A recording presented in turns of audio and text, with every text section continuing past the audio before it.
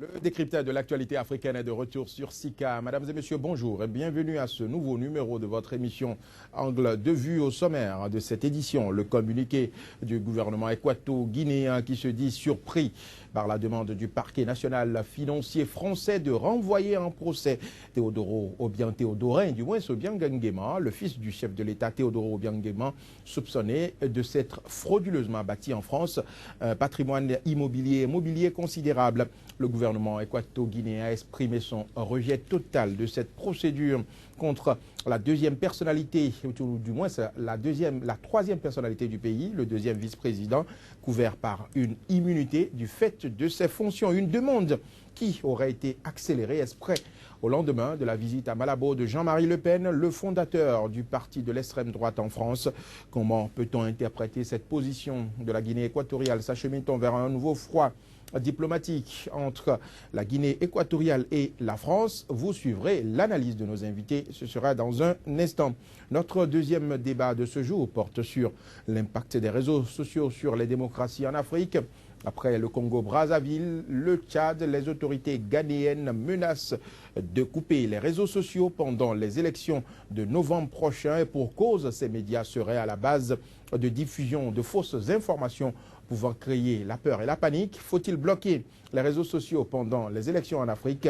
Nous poserons la question tout à l'heure même à nos invités. Enfin, en Inde, des violences racistes contre des jeunes étudiants africains à New Delhi ont fait la une de la presse internationale la semaine dernière, provoquant même des réactions dans certaines capitales africaines.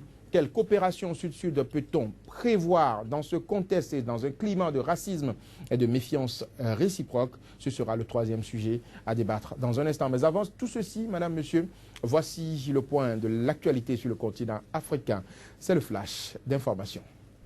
6 casques bleus togolais ont été tués dimanche dernier dans une embuscade dans le centre du Mali, une première dans cette région. Ce nouvel attentat contre la MINUSMA, le jour de la célébration de la journée internationale des casques bleus, n'a pas été revendiqué. Il survient quelques jours après la mort vendredi dernier de 6 soldats maliens et de 5 casques bleus tchadiens le 18 mai dernier dans le nord du Mali.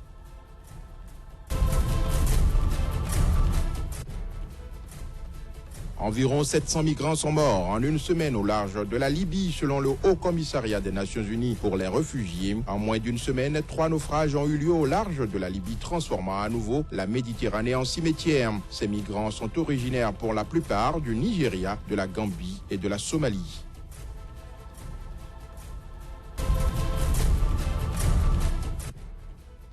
L'opposant congolais Moïse Katumbi est à Londres depuis samedi dernier pour des examens de santé complémentaires. L'ex-gouverneur du Katanga a quitté l'Afrique du Sud où il séjournait pour ses soins en dépit de son inculpation pour atteinte à la sûreté de l'État. Dimanche dernier, son avocat a dénoncé le transfert à Kinshasa de 4 de ses collaborateurs détenus jusque-là à Lubumbashi. Le décryptage de ce jour se fera comme d'habitude avec deux invités. Médéric François Gongo est journaliste et fondé du quotidien Actu Express au Bénin. Médéric François Gongo, bonjour et bienvenue sur le plateau de Sika. C'est moi Joël, bonjour amis auditeurs et auditrices de Sika. Le second invité sur ce plateau est avocat, précédemment inscrit au barreau de Strasbourg en France. Maître Alain Ouroula est aujourd'hui avocat à Cotonou au Bénin. Maître Alain Ouroula, bonjour et bienvenue dans ce débat. Bonjour Joël, bonjour Médéric. Madame, Monsieur, c'était là la présentation des invités pour cette émission Angle de vue de ce jour. Je vous propose de retrouver le débat juste après cette virgule.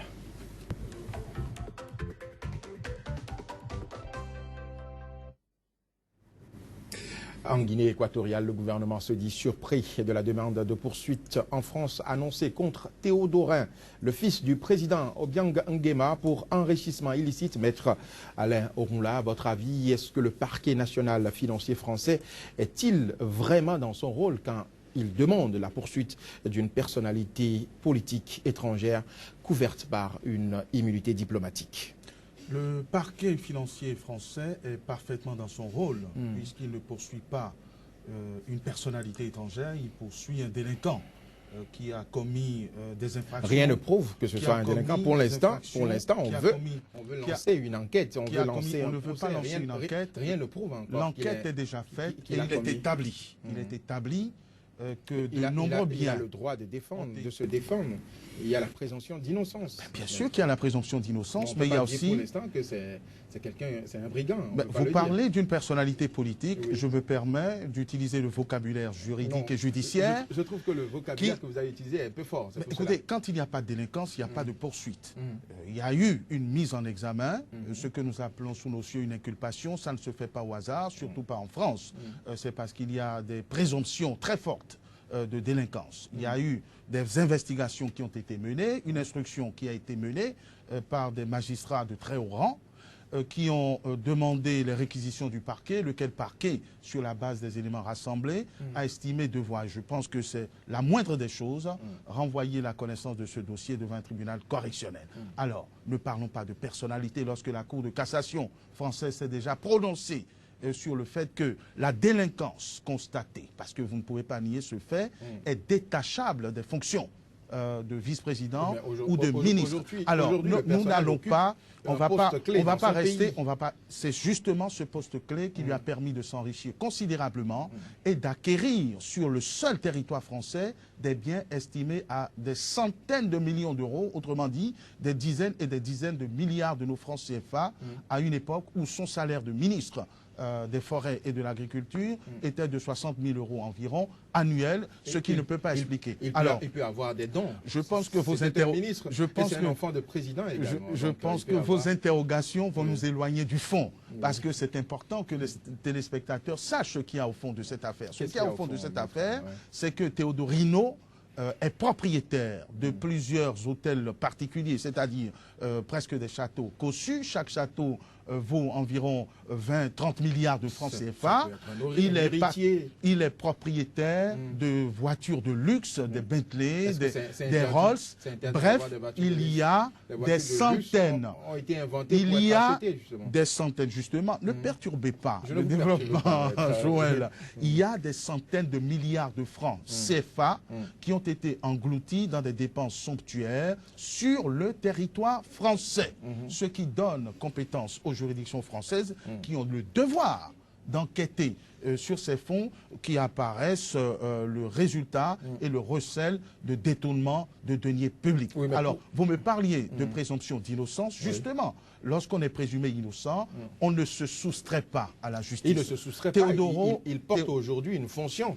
Et c'est une fonction honorable. Il est le deuxième vice-président d'un État indépendant. Mais justement, alors s'il est régulièrement le deuxième vice-président d'un État qui ne vole pas les biens de cet État, il peut parfaitement aller devant les juridictions françaises pour expliquer comment il a pu acquérir cette fortune et a pu investir en France. Ce que nous disons n'est pas du tout compliqué. On a parlé du testament de Nelson Mandela cette semaine. Personne n'est monté au créneau pour dire que ça proviendrait de richesses détournées ou de biens mal acquis.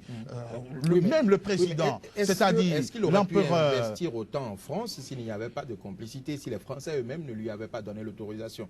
C'est un autre débat. Il a investi, ce qui est d'ailleurs grotesque et idiot, dans un pays étranger. Aujourd'hui, il y a des associations internationales qui ont déposé plainte, des investigations ont été menées et on ne peut pas reprocher aux juridictions françaises d'avoir enquêté, c'était leur devoir, et à l'issue de ces investigations, d'estimer qu'il y a matière à renvoyer le vice-président détourneur devant les juridictions françaises pour expliquer... En griffe, parce que pour l'instant, les faits ne sont pas Joël, les faits sont établis, ils sont avérés, il est propriétaire... Non, mais c'est-à-dire, il ne faut pas troubler le jeu. Il y a un patrimoine considérable. Il y a un patrimoine, mais il peut se justifier. Mais qui va se justifier? C'est tout ce qu'on demande. Est-ce qu'il y aurait eu cette enquête si c'est Bill Gates qui avait investi en France? Il n'y aurait pas eu cette enquête. Oui, mais Bill Gates a eu sa fortune à partir de quelque chose. Ben bien sûr. Peut-être que Théodore également a sa fortune, donc, si la fortune à partir d'un commerce ou de quelque chose qui... Il n'est pas commerçant, vous l'avez dit, vous dites que c'est le vice-président d'un État. Il n'est pas commerçant, les salaires et les émoluments sont connus. Et si la fortune est nette et honnête, il n'y a aucune difficulté à aller s'expliquer là-dessus. Les chèques du Moyen-Orient, de Qatar, d'Abu Dhabi investissent en France sans que ça donne lieu à toutes ces interrogations. Les Russes investissent. Alors si le vice-président, ancien ministre de l'Agriculture de la Guinée équatoriale, avec un salaire déclaré, un salaire annuel de 60 000 euros, est à la tête d'une fortune immobilière, rien qu'en France, de près de 400 millions d'euros, on demande tout simplement qu'il aille justifier l'origine de ce On aurait pu patrimoine. attendre qu'il cesse d'être vice-président. Mais François Gongo, est-ce que c'est normal de poursuivre le vice-président d'un État, d'un pays indépendant? Est-ce que c'est parce qu'il vient de l'Afrique qu'on se permet de le poursuivre? Aujourd'hui, le gouvernement équato-guinéen se dit indigné. C'est vrai qu'au terme de la loi équato-guinéenne, on peut être amené à trouver quelques échappatoires, quelques subterfuges pour s'adonner, appeler les encore et espérer se soustraire de la justice française qui, elle, est tout autre.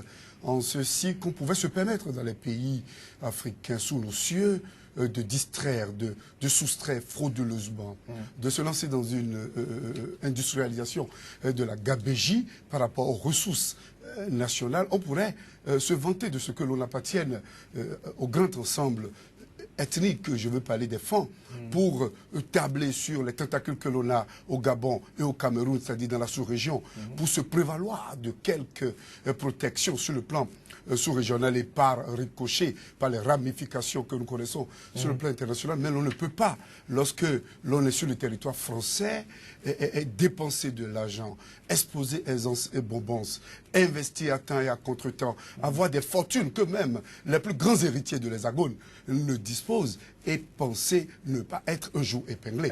À l'évidence, à ce qu'on sache, on n'a pas le nom de la famille Nguema dans la nomenclature de la richesse nationale de la Guinée équatoriale.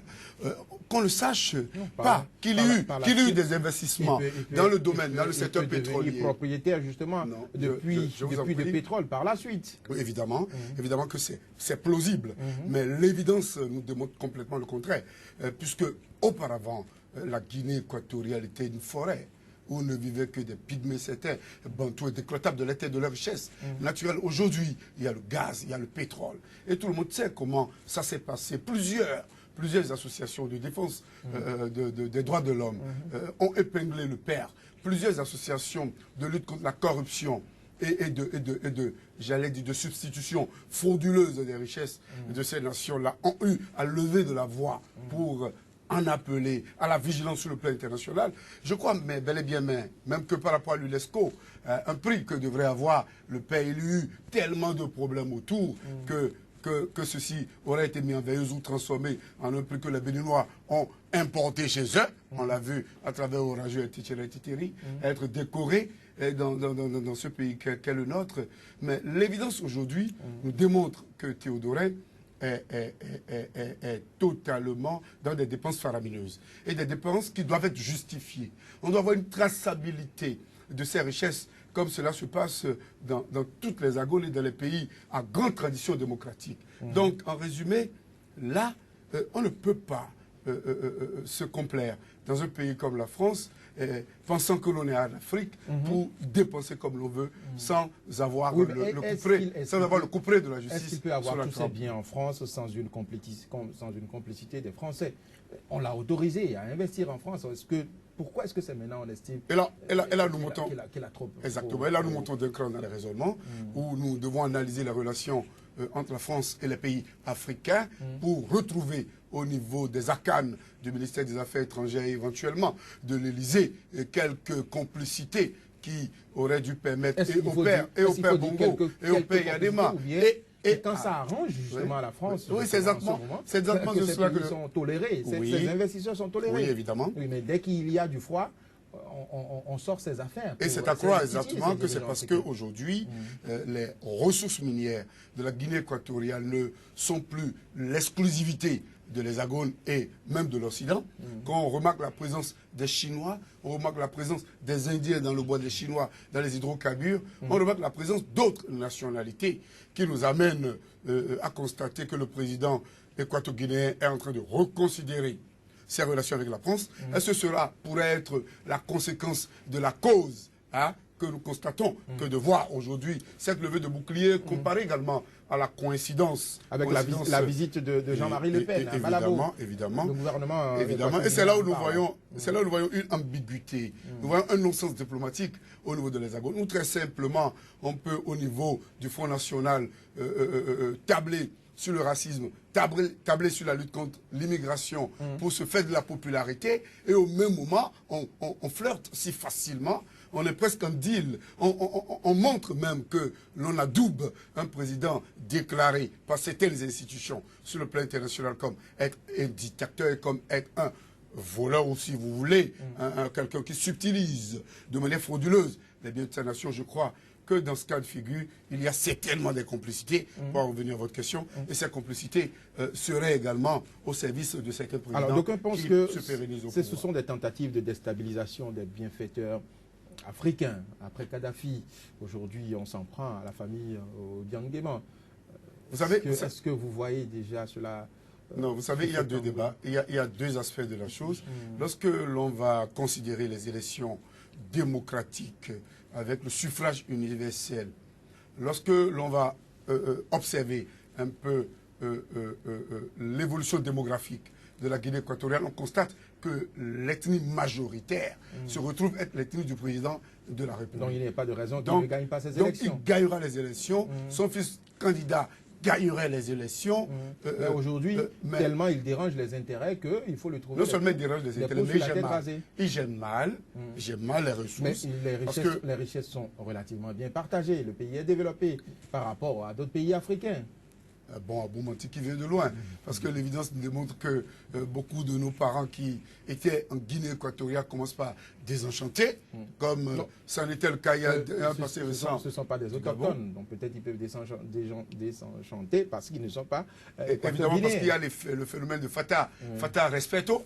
Il paraît que là, il faut être de la nationalité pour se prévaloir du tout. Et lorsque vous êtes d'une nationalité, très facilement on vous gifle à temps et à contre-temps, mais pour revenir et être un peu plus sérieux, je crois que le débat qui se pose aujourd'hui est fondamentalement celui du type de régime que l'on doit avoir dans des pays où certaines ethnies se retrouvent en grande majorité. Deuxièmement, est-ce que parce que l'on est à la tête d'un pays, on peut se prévaloir de tous les droits pour dépenser la richesse de ce pays comme bon nous semble, comme on le constate avec le fils Théodorin? Voilà la problématique. Maître Alain Ouroula, quelle suite vous voyez pour cette affaire? Est-ce que ce procès aura-t-il vraiment lieu ou est-ce qu'on tend vers une crise diplomatique, une nouvelle crise entre la Guinée et la France? Écoutez, je pense que nous consacrons beaucoup de mots pour décrire ce qui n'est pas.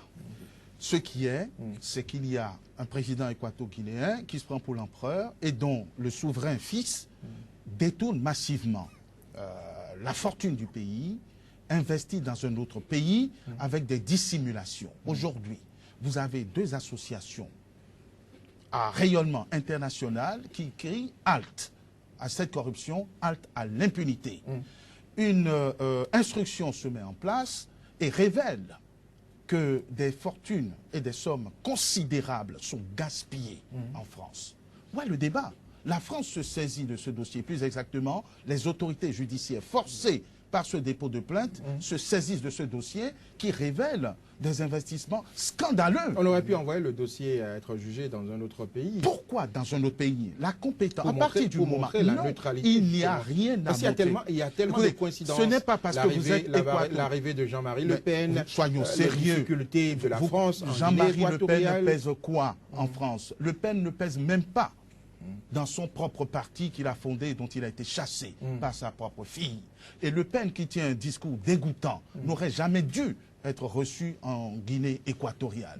Alors, pourquoi voulez-vous forcément établir une corrélation entre l'arrivée de Le Pen et un réquisitoire qui a été signé de la manière la plus banale et la plus normale? Non, il ne faut pas chercher midi à 14 heures. Nous disons lutte contre l'impunité, lutte contre la corruption.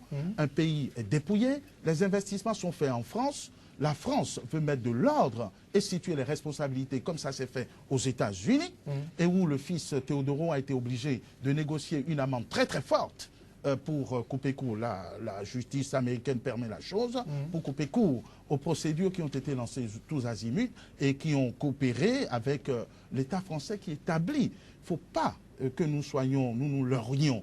Il est établi aujourd'hui qu'il y a des centaines de milliards qui ont été dépensés par le fils Obiang-Nguema. Un costume à 70 000 €.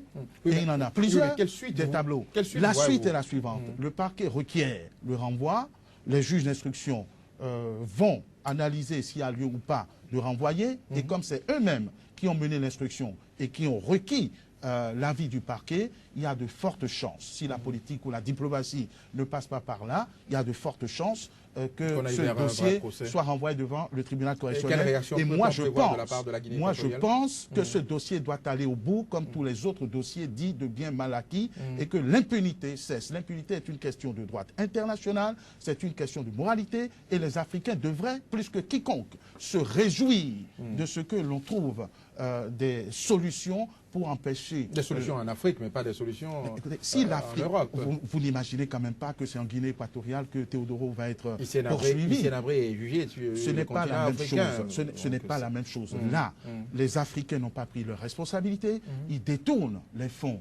Et quand il y a des éléments de rattachement à la France, parce que c'est un peu comme si vous étiez un trafiquant, un narcotrafiquant, et que vous alliez investir en France, vous ne pouvez pas refuser à la France de juger. La France n'est pas venue s'immiscer dans une affaire équato-guinéenne. La France se mêle de ses affaires, c'est-à-dire des infractions commises sur le territoire français qui lui donne pleinement compétence. Alors moi je dis, il vaut mieux s'en réjouir plutôt que de chercher des subterfuges dans le genre souveraineté détournée, dévoyée, immunité diplomatique, immunité qui n'en ont pas de sens. Étant précisé que la Cour de cassation s'est prononcée là-dessus, c'est-à-dire que tous les recours de Teodoro ont été examinés et depuis 2014 ou 2015 a estimé que ces infractions ou ces faits étaient détachables de la fonction de vice-président. Donc la surprise et l'étonnement manifestés à Bissau, à Malabo, me surprennent et m'amusent beaucoup. Mais François Gongo, quelle suite voyez-vous pour cette affaire? Est-ce qu'on tend vers une nouvelle crise diplomatique entre la Guinée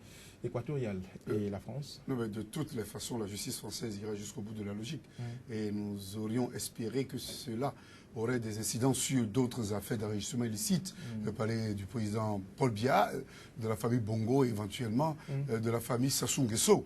Là, dont le fils également, ça donnerait à plein l'aise sous d'autres cieux. Dans le cas de figure, je pense qu'il y aura quelques tiraillements diplomatiques, mais lorsqu'on voit un peu la nature du gouvernement en France, où les socialistes ne se mêlent pas trop de certaines affaires, contrairement, j'allais dire, à ce qu'on a vécu avec le président Sarkozy, nous pouvons penser qu'il y aurait une bonne évolution, quitte à ce qu'il y ait une condamnation et un gentleman agreement, après comme on l'a trouvé au niveau des États-Unis. Merci, Médéric François Gongo, merci Maître Alain Oronla. Madame, Monsieur, c'est tout pour cette première partie de votre émission Angle de vue. Abordons à présent le deuxième sujet du jour qui porte sur l'impact des réseaux sociaux sur les démocraties en Afrique. Après le Congo-Brazzaville et le Tchad, les autorités ghanéennes menacent de couper les réseaux sociaux pendant les élections de novembre prochain. Et pour cause, ces médias seraient à la base de diffusion de fausses informations pouvant créer la panique et la peur. Faut-il couper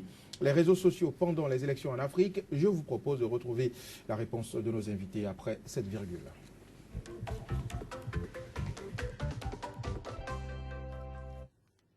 Médéric François Gongo, à votre avis, les réseaux sociaux sont-ils bénéfiques ou dangereux pour la démocratie en Afrique? Le développement de toute nation va avec l'évolution technologique et dans le cas de figure, on ne peut plus vivre tant sur le plan de la santé, sur le plan de la protection de l'environnement, de la sécurité, de tous les autres secteurs, sans la technologie de pointe que constituent aujourd'hui les réseaux sociaux, la circulation rapide de l'information et le dévoiement de tout ce qu'on peut être amené à camoufler par les interdictions, par les interruptions, éventuellement par les brouages. Dans le cas de figure, les réseaux sociaux deviennent comme un fait social dans notre vécu quotidien au niveau du continent africain et participent dans une grande mesure à la transparence et quelquefois à la manipulation. Voilà, je dis bien quelquefois, parce que dans la grande majorité des cas, les réseaux sociaux suppriment les chaînes. Suppriment la lourdeur administrative. Non seulement la lourdeur administrative, mais au niveau, quand on parle de la gestion beaucoup plus électorale. Parce que si les régimes ont peur des réseaux sociaux, ce n'est pas par rapport à la circulation de l'information de manière quotidienne, mais c'est beaucoup plus par rapport au risque d'intoxication. Au risque d'intoxication, certes, mais avant tout et dans une grande mesure à la rapidité de la circulation de l'information, au partage rapide de l'information, pour qu'il n'y ait pas de dissimulation ou de l'information intentionnelle, comme on le constate. Le fait de diffuser rapidement aussi les informations peut également entraîner des erreurs. Oui, des erreurs qui... laisser les professionnels des médias faire leur travail. Parce qu'aujourd'hui, avec les réseaux sociaux, n'importe qui aujourd'hui s'autoproclame journaliste ou chercheur d'information et diffuse n'importe quoi également. Est-ce que cela ne devient pas dangereux? Quand on sait que nous sommes en Afrique, la démocratie africaine, elle est jeune. Nous connaissons l'histoire de la guerre au Burundi, au Rwanda, déclenchée par cette radio tristement célèbre d'Émile Collin. Est-ce qu'il faut laisser les réseaux sociaux continuer par créer ces genres de peur et de panique? Je ne sais pas s'il faille aller vers la solution chinoise. C'est laquelle? Où l'on arrive tout simplement à mettre hors service les réseaux satellitaires, où il y a des moyens denses de contrôle de l'espace et des systèmes satellitaires. Je crois que les Africains n'ont pas ces moyens. Et nous ne pouvons pas, parce qu'il y a des élections, circonscrire la sphère et interdire la jouissance de ce droit à l'information pour la population. C'est un droit qui peut menacer le droit d'existence des autres. Maintenant, je crois que les réseaux sociaux causent beaucoup plus de problèmes pour les régimes dictatoriaux qui optent pour la fraude, qu'ils n'empêchent ceux qui peuvent gagner par la transparence d'être élus. Du tout pas. Il n'y a pas de difficulté majeure pour ceux qui peuvent gagner par la transparence. La preuve, c'est qu'on l'a vécu au Bénin. On l'a vécu avec la plateforme qui avait été très, très éveillée. C'est tellement la société civile. Évidemment, la société civile. Là, c'est coordonné. Évidemment, la société civile. Quand c'est fait sous une coordination, on arrive à mieux cerner l'information. Voilà les leçons. Quand cela va dans tous les sens. Oui, dans tous les sens, c'est vrai qu'il y a de risques. Mais également, il y a pas, on ne fait pas d'omelette sans casser des œufs. Et dans le cas de figure, on doit empêcher qu'il y ait la fraude massive. On doit amener les populations, dès la fermeture des bureaux de vote, à avoir la possibilité de flasher les fiches de dépouillement et à les remonter vers un bureau central comme ça. C'est très bien fait au Bénin. On doit avoir cette possibilité. Pays, même au Burkina Faso, dans plusieurs pays, ça a été fait. On doit avoir cette possibilité. Maintenant, quels sont les moyens techniques, technologiques, de type nouvelle dont nous disposons, de type nouveau dont nous disposons au niveau des pays africains pour canaliser ou pour contrôler? That's the question. Ça, c'est une grosse interrogation. Maître Alain Oula, les réseaux sociaux aujourd'hui, une problématique pour les jeunes démocraties africaines, n'est-ce pas? À la fois bénéfique et nuisible. Bénéfique parce qu'effectivement, il y a le droit à l'information, et l'information doit circuler. Nuisible parce que nous nous sommes rendus compte, y compris au Bénin, où le peuple est pacifique et les choses se sont plus ou moins bien déroulées, où il y a des manipulations flagrantes, manifestes, la désinformation, la désintoxication pendant les campagnes, etc. etc. Et toute tentative de freiner cet élan aurait été considéré comme la marque d'une dictature ou d'une absence de transparence ou d'une volonté de truquer les élections, museler la presse, de museler la presse. Mais je crois que d'une manière globale, le bilan n'a pas été satisfaisant sur ce plan, ce qui a permis aux autres régimes, par exemple au Congo ou au Tchad, de couper court et d'arrêter ces différents réseaux sociaux. La deuxième observation que je voudrais faire, mais oui, c'est un droit, c'est une liberté, mais qui n'est pas contrôlée. Parce qu'il ne s'agit pas de professionnels. Or, les professionnels eux-mêmes, en période électorale, donc en période sensible, sont contrôlés, sont interrompus. Quand on vous dit, par exemple, que 24 heures avant le scrutin, il ne doit plus y avoir d'informations, ni de campagne, etc., c'est pour préserver la sérénité du scrutin, parce qu'il suffirait qu'un groupe intoxique invente des fraudes par-ci, par-là, pour que le scrutin ne soit plus serein. Donc, nous ne sommes plus à l'époque où on doit forcément couper, parce que dans d'autres pays, le scrutin se déroule normalement. Je parlais des pays européens, sans pour autant qu'on empêche l'information de circuler. C'est une question de maturité, c'est une question de responsabilité. Alors, est-ce qu'on doit aller jusqu'à couper? Non, parce que la liberté ne s'use que si l'on ne s'en sert pas. Si cette liberté, justement, il faudrait justement nuire justement à la liberté de vivre d'autres personnes. Pour que cette liberté ne nuise pas, il faut que les jouisseurs soient responsables et qu'un travail soit engagé dès à présent.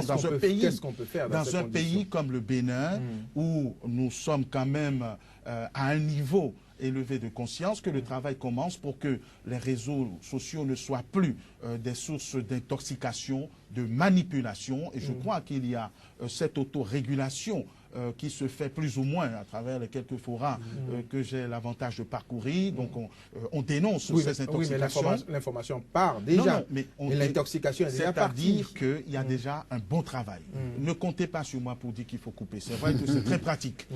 C'est très pratique. Mais au-delà de ça, il y a le secret lié aux personnes, des fois qui sont dévoilées en public. Mais c'est ce que je suis en train de vous dire, c'est très La pratique. vie privée, voilà. Aujourd'hui, les pays qui coupent, bon, ils ont de très bonnes raisons de couper pour ne pas souffrir ces inconvénients. Je ne pense pas que l'on puisse accuser le régime ghanéen de vouloir manipuler. Oui, justement, mais alors, par rapport au Ghana, oui, est-ce que ce n'est pas une bonne chose? Parce qu'aujourd'hui, quand on regarde la maturité de la démocratie au Ghana, la police craint justement qu'il y ait le pire. La police doit prendre les dispositions. Est-ce que ce n'est pas mieux d'anticiper, d'éviter qu'il y ait une crise, c'est ce que je suis en train de vous dire. D'assister à la crise? Toute innovation pose des problèmes. Moi, je vous ai donné ma position. Je suis pour la liberté, je ne suis pas pour la censure. Et c'est pour ça que je propose une solution intermédiaire, la responsabilisation. Et je constate avec bonheur, parce que moi, je m'occupe d'abord de ce qui se passe chez moi. Je pense que même si ce qui s'est passé pendant les élections n'a pas été très satisfaisant du point de vue de l'animation des réseaux sociaux, il y a quand même une responsabilisation naissante. C'est-à-dire que sur ces différents réseaux, il y a des rappels à l'ordre, il y a des invitations à la prudence, etc. Et que c'est un travail qui doit continuer, qui doit s'intensifier jusqu'à ce que l'on trouve. Oui, mais écoutez, il faut déjà prendre des habitudes. D'accord, mais en période des élections, vous savez, il y a aussi le risque de corruption. Il y a des réseaux qui sont formés rien que pour intoxiquer. Et ils ont pour mission de déstabiliser les autres. Non, ils se sont inventés cette mission. Et c'est pour ça que je vous dis, les prochaines élections sont en 3 ans, 4 ans, 5 ans. Oui, dans les autres pays, on parle par exemple je donne l'exemple du Ghana. On commence par le Bénin. Oui. C'est nous qui avons fait une expérience où il n'y a pas eu de censure. Toutes les élections qui ont suivi quasiment ont connu des censures, des coupures. Donc le Bénin reste quand même une exception. Et c'est pour ça que je voudrais que les autres pays suivent l'exemple du Bénin et que le Bénin lui-même se corrige pour donner un meilleur exemple. C'est-à-dire un encadrement qui fera que, par exemple, dans une période sensible, qu'on évite de diffuser des informations ou que quand ces sources de désinformation sont identifiées, que des sanctions tombent. Aujourd'hui, je crois que tous les camps se sont amusés à faire cette désintoxication et que ça a d'ailleurs été non pas un travail ou un outil de veille citoyenne, mais ça a été un outil de malice, un outil de destruction pour contrôler l'affaire. Rival politique. Mais François Gongo, est-ce qu'il n'est pas mieux de prévenir ces abus, du moins, et cette désinformation des réseaux sociaux en conseillant simplement de la couper les jours des élections ou les jours sensibles? Est-ce que ce n'est pas mieux? On ne peut pas astreindre la liberté, le droit à l'information de citoyens. On peut à la limite faire appel à la responsabilité sociale, comme on le dit dans le cas des journalistes. On peut faire appel à une responsabilité des gestionnaires des différents forats, parce qu'il y a forcément des gestionnaires, il y a des mécanismes. Tout personnel, lorsque vous balancez des messages, ça peut prendre, mais c'est seulement auprès des gens qui croient d'abord en vous et qui pensent que vous avez une crédibilité. Mais les informations qui viennent dans tous les sens et de tous les bords doivent être contrôlées, doivent être filtrées par les gestionnaires des réseaux. Donc il faut forcément qu'il y ait beaucoup plus de convergence vers des grands forats, des forats que l'on connaisse, qui deviennent comme des plateformes de partage et de diffusion de l'information pour supprimer les petits sentiers où pouvaient tenter de passer les spécialistes de l'intoxication, de la désinformation et de la propagande inutile. Je pense qu'il faut trouver la solution. Cela mérite réflexion. Mais l'on ne peut jamais, à grand jamais, astreindre le droit à la liberté, le droit à l'information. Le Congo et le Tchad l'ont fait, il n'y a pas eu de dommages. Ils ont pu mieux canaliser les informations dans leur pays. Ce ne sont pas également des exemples. Ben, je pense que par rapport aux élections au Congo, jusque-là, les rapports de nos amis les Américains et les Français ne sont pas encore favorables au président Nguesso. Par rapport au Tchad, congolais n'exigeait pas cela pour éviter justement qu'il y ait des débordements. Non, non. Il fallait peut-être laisser les choses se dérouler, compter d'abord sur la fiabilité du fichier électoral. Parce que généralement, l'on a peur l'on a peur des lendemains des élections lorsque l'on n'est pas en phase avec le peuple. Et lorsque l'on ne gagne pas la bataille du fichier électoral, lorsque l'on ne gagne pas la bataille des institutions en charge de l'organisation des élections, lorsque l'on ne gagne pas tout cela... Le problème, le Congo par exemple, ce n'était pas le problème. Non, ça pourrait être le problème parce que... C'était pas le problème. Ça pourrait être le problème. On pouvait créer, le gouvernement certainement avait peur des insurrections sur le terrain. Oui, on se rappelle pour le Tchad que bien avant le vote, on a parlé des militaires qui ont voté et qui ont disparu. Oui. Tout simplement parce que le bulletin aurait été identifié comme étant en faveur des opposants du système. Jusque-là, on les a plus retrouvés. Mais on a eu cette information grâce aux réseaux sociaux. Tout simplement parce que les choses n'ont pas été vite mises en branle avant la veille. Parce que la veille, il y a les nomades et certains corps constitués qui votent. Je crois que les réseaux sociaux ont leur importance, auront toujours leur importance, pas seulement pour permettre aux fraudeurs de partir, ou à ceux qui peuvent gagner aussi par la ruse et la malice de gagner, mais pour rendre beaucoup d'autres services. Il y a par exemple les services en matière sanitaire, il y a des services en matière sécuritaire. On peut communiquer, on peut alerter, aujourd'hui, on peut avoir un cas d'incident et rapidement alerter les personnes habilitées, les responsables, les familles des personnes déplorées. Je pense qu'il y a beaucoup d'autres services que les réseaux sociaux peuvent rendre et nous devons, dans la balance, nous devons dans la balance, le juste milieu et trouver là où il y a beaucoup plus le bien-être des populations et ne plus nous limiter aux élections, rien qu'aux élections. Non, mais en fait, il me semblait que le débat est préoccupant à la veille des élections. Je pense que les réseaux sociaux peuvent toujours alerter sur les risques d'accident ou d'opération, mais il s'agit de 24 heures avant un scrutin. Mais pourquoi cette période exactement? Ou le jour du scrutin, parce qu'effectivement, il y a un risque. Si l'on n'encadre pas le phénomène, il y a un risque de manipulation, il y a un risque de trouble du scrutin qui a besoin d'être serein. Voilà. Et la sérénité dépend de l'état d'esprit des citoyens. Je crois que nous avons amorcé un bon chemin, nous sommes sur la bonne piste et qu'il faut responsabiliser davantage les utilisateurs afin que nous n'ayons pas à sévir. Merci, Maître Alain Ouroula, merci. Frédéric François Gongo, Madame, Monsieur, ce sera tout pour le deuxième débat de ce jour. Avant de retrouver la suite de cette émission, voici un nouveau point de l'actualité, le flash d'information. 6 casques bleus togolais ont été tués dimanche dernier dans une embuscade dans le centre du Mali, une première dans cette région. Ce nouvel attentat contre la MINUSMA, le jour de la célébration de la journée internationale des casques bleus, n'a pas été revendiqué. Il survient quelques jours après la mort vendredi dernier de 6 soldats maliens et de 5 casques bleus tchadiens le 18 mai dernier dans le nord du Mali.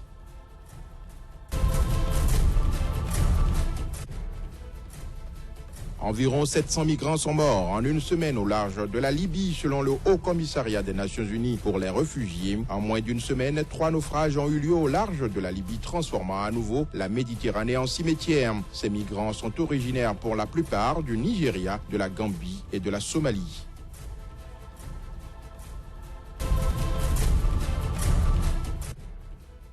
L'opposant congolais Moïse Katumbi est à Londres depuis samedi dernier pour des examens de santé complémentaires. L'ex-gouverneur du Katanga a quitté l'Afrique du Sud où il séjournait pour ses soins en dépit de son inculpation pour atteinte à la sûreté de l'État. Dimanche dernier, son avocat a dénoncé le transfert à Kinshasa de 4 de ses collaborateurs détenus jusque-là à Lubumbashi.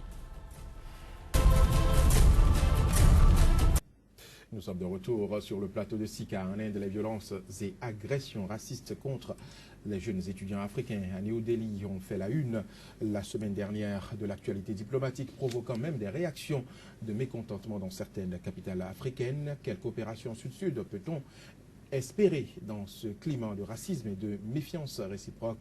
La réponse de nos invités après cette virgule.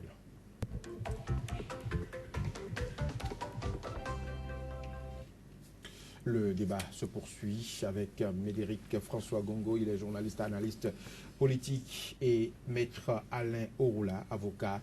Maître Alain Ouroula, les images des agressions contre les jeunes étudiants africains ont fait le tour du monde entier. Selon vous, qu'est-ce qui peut justifier cette violence de la part de citoyens de pays aussi pauvres que les pays africains? Rien à part l'image que véhiculent les Africains, c'est-à-dire une image de mendicité, une image, parce qu'en Chine, c'était nous, en Europe, c'est nous qu'on invective, même en Inde, un pays à peine émergent, considère que les Africains sont des sous-hommes et les autorités ne réagissent pas. Je voudrais rappeler le caractère particulier quand même de ce pays qui connaît de la ségrégation, parce que déjà entre eux, c'est le pays des castes. Il y a les castes, il y a les intouchables, il y a les supérieurs, il y a les inférieurs. Donc nous représentons des singes sans queue, etc. Et les autorités ne réagissent pas fermement. Moi, je ne voudrais pas dire et cautionner cette forme de racisme ou ce racisme pur et dur, mais je voudrais que la coopération, même Sud-Sud, commence par nos pays. C'est-à-dire que si nous avions des universités dignes de ce nom, nos compatriotes et nous tous qui avons fait nos études ailleurs n'aurions pas éprouvé le besoin et la nécessité d'aller ailleurs et donc de subir ces racismes. Si nous avions des États plus ou moins nantis qui faisaient preuve de responsabilité, même dans le cadre des coopérations qui s'imposent entre pays riches, je pense qu'on peut faire de très bonnes études au Bénin et aller se perfectionner à une technique connue en Inde.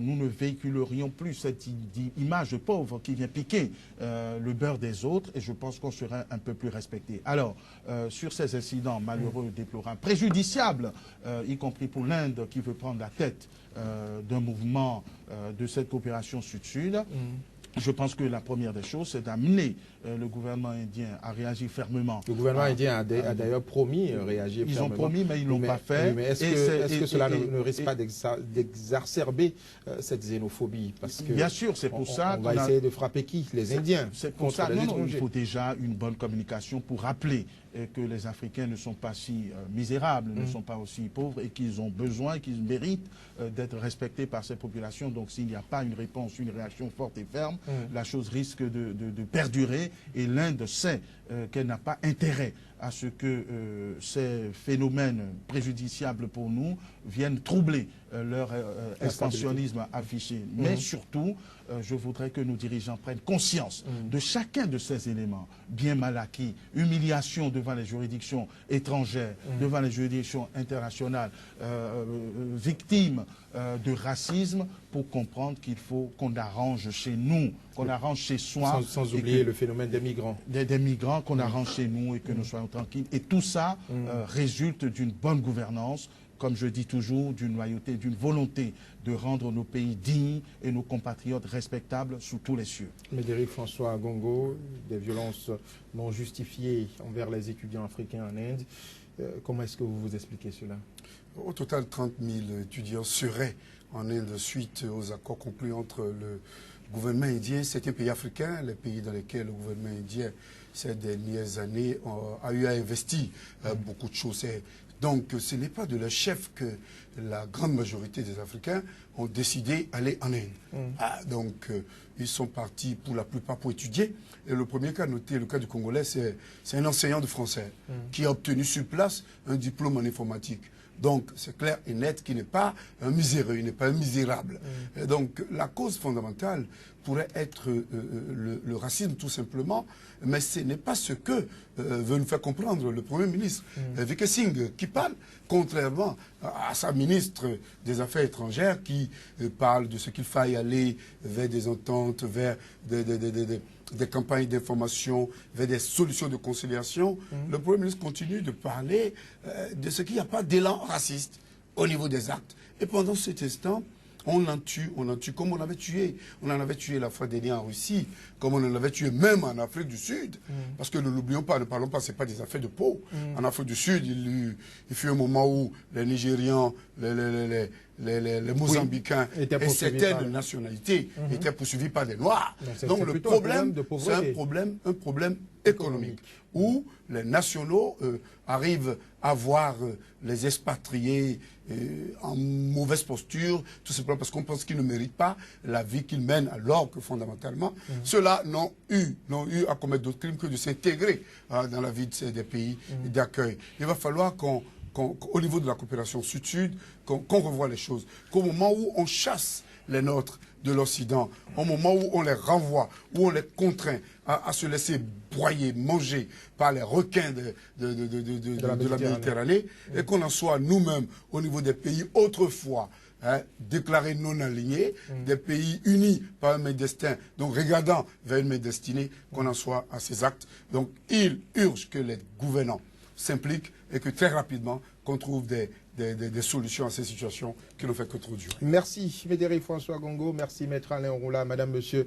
Ce sera tout pour notre débat angle de vue de ce jour. Nous étions tour à tour en Guinée équatoriale où le gouvernement s'était indigné donc, de la demande de poursuite de Théodorin Obiang-Nguema, le fils du président et également deuxième vice-président de la Guinée équatoriale. Nous étions également sur le terrain des réseaux sociaux. Faut-il les couper pendant la période des élections en Afrique quand on sait que la démocratie est encore très jeune, voire même adolescente dans certains pays africains? C'est une grosse interrogation. Enfin, nous étions interrogés sur la violence en Inde, les étudiants africains en Inde qui sont l'objet de violences de la part des autochtones. Merci de nous avoir suivis et très bonne suite de programmes sur Sika et www.sikatv.info.